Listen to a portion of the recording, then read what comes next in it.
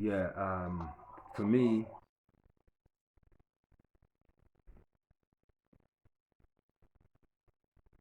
I would say experience death at a young age. Anyway, really like 7. So it's kind of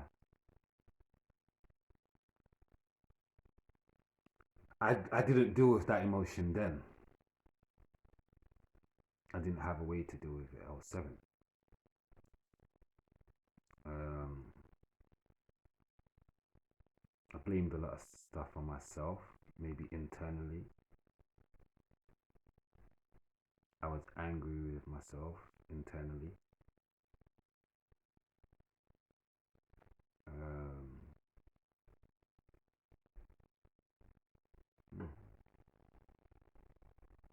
yeah, I feel that was like the main and kickstart to having experienced losing someone close. There's some people to this day that have never lost someone, or some people to this day that have only lost one person, or are now for the first time in their lives going through loss. I've been doing it quite a lot still. I'm graduated, and it's crazy for me because I envy those people that I've lost now. I would swap seats with them. So, um, the effects of seeing what death does too. We don't talk about death much, but every single one of us have to go through it at some point. The running away from it is obscene to me. It's just don't make sense. You're gonna run and run and run and get tired and run some more, but you're still gonna have to face death. You know what I mean? Like, we're all gonna die in it. So having that mentality, I think it's made it easier for me. Like I don't expect to show no emotion how people will do when they go to a funeral. I would rather laugh and drink and celebrate them that way. So it's kind of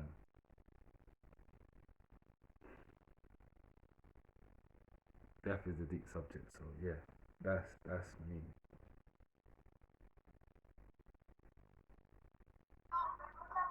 Yeah. All right, so I'm gonna go next. Um,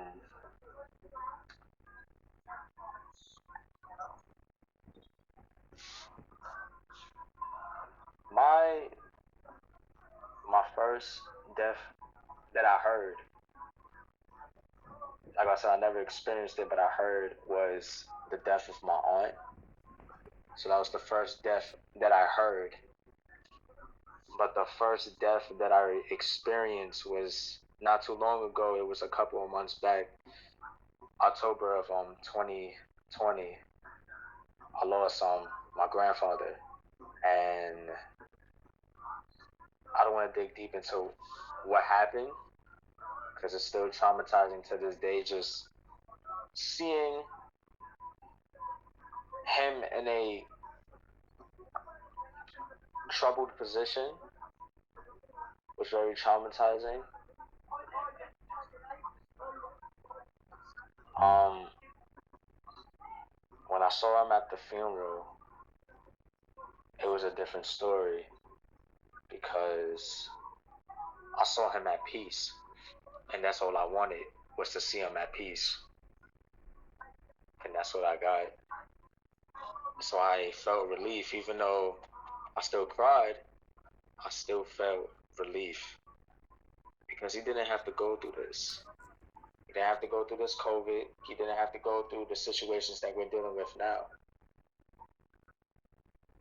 And for me, I felt like it was too soon. But at the same time, I knew it was going to end, but I didn't know it was going to end that fast eventually, you know? So it hit me hard. But what I learned about it is that you have so much life to give until your clock runs out. So make it count. We all go through a whole lot of stress and a whole lot of pain and sadness and anger that we never have a chance to really, just stop and think about what we're doing before we're doing it. We just do it to do it. And just being in this world is a blessing. The real question is how much effort you're going to put into your life in order to make it something. You don't need to be this big of a star or have a whole lot of money to be somebody. What it takes is a lot of heart and determination throughout the whole way. Now, with death, I know that my grandfather will always be forever in my heart. And with that, I know that he's always here with me. Even if he's not physically here, he will always be spiritually here.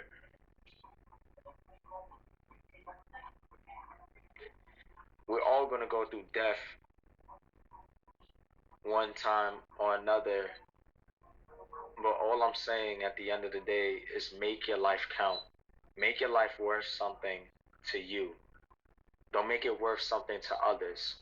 Make it worth to you. And end your life with a bang. Because if you end your life knowing that you did right, knowing that you did exactly what you needed to do, then there's nothing else you can do. So I honestly say, like I said, you only have one life, make it count. We all go through so much that we just wanted to let loose and be out of here. That we don't even feel like we are part of this world.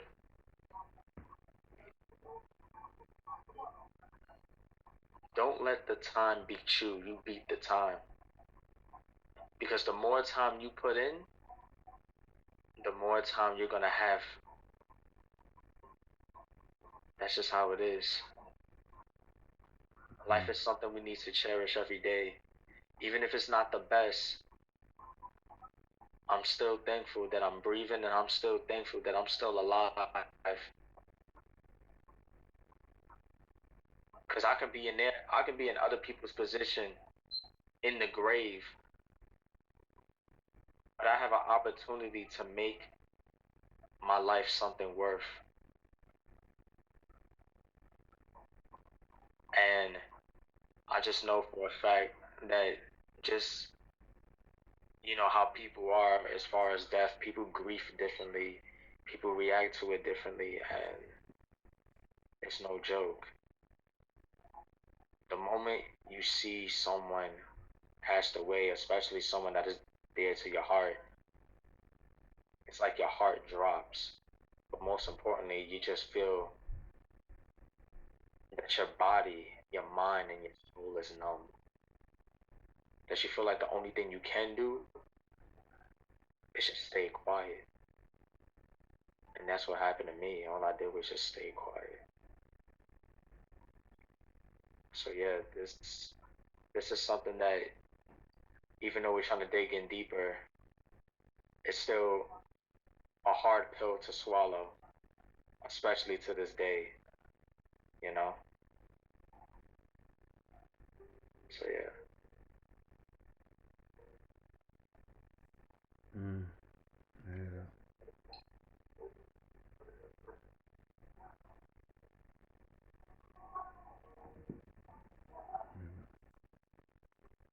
Chaz?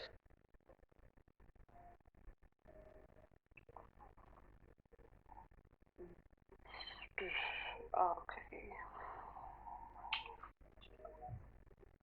I had friends that lost people before, that really destroyed them. Like and thankfully, I always thank to God. None of my family that was close to me has passed away. They're still living to this day. You know, but there was this one death that occurred in 2019.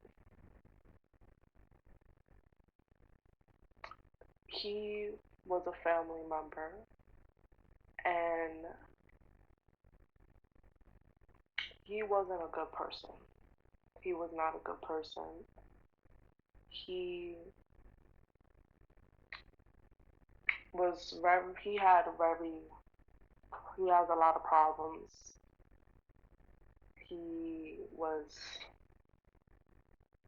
very respectful. He wasn't very caring. He wasn't part of my family back then. You know, he was my uncle that was thrown to jail because of the actions that he made in the past. And one of those actions was involving me. And when he paid for those actions, you know, I always thought, I always thought about karma. I know it's very wrong to say, but I always thought no matter what, he life is gonna hit him hard. I never in a million years thought he would die the way he died, you know. And I didn't know how I was feeling back then. And I never talked about this. Like, I never brought it up, never talk about it because I never cried at his funeral. I didn't feel no emotions. I just felt sad. I felt like even though he did the things he did, you know, and I know what I'm about to say is it's a harsh word, but I felt him particular that he had an easier path than what he was about to face in life. And and don't get me wrong, nobody deserves to die. Nobody deserves to die, but when there's bad people in this world, you know, death is way too easy. He should have done his time when he was doing his time. And, it did affect my family at first, of his death because, he was still part of the family. But then I just thought about all the things that he has done. And it's just like, it's hard to forgive someone when they cause so much harm, And I did end up forgiving him, and my family forgave him, you know. But it was my first time experiencing a death that I didn't even cry. I didn't feel nothing. All I felt was sad that he left the world the way he did.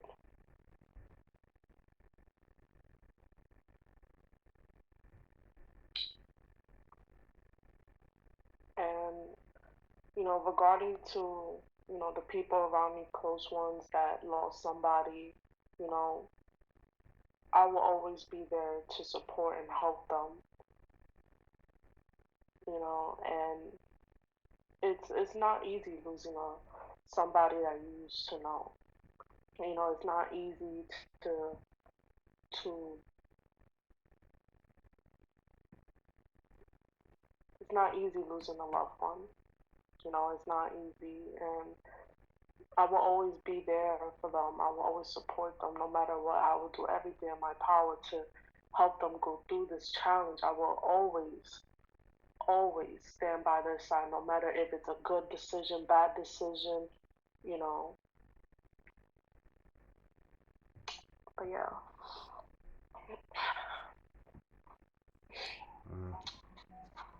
I That's why appreciate you my sis. I appreciate you for that. That was big. But before we get into the whole jokes and laughing and doing the back and forth that we normally do, I just want to thank y'all for coming through.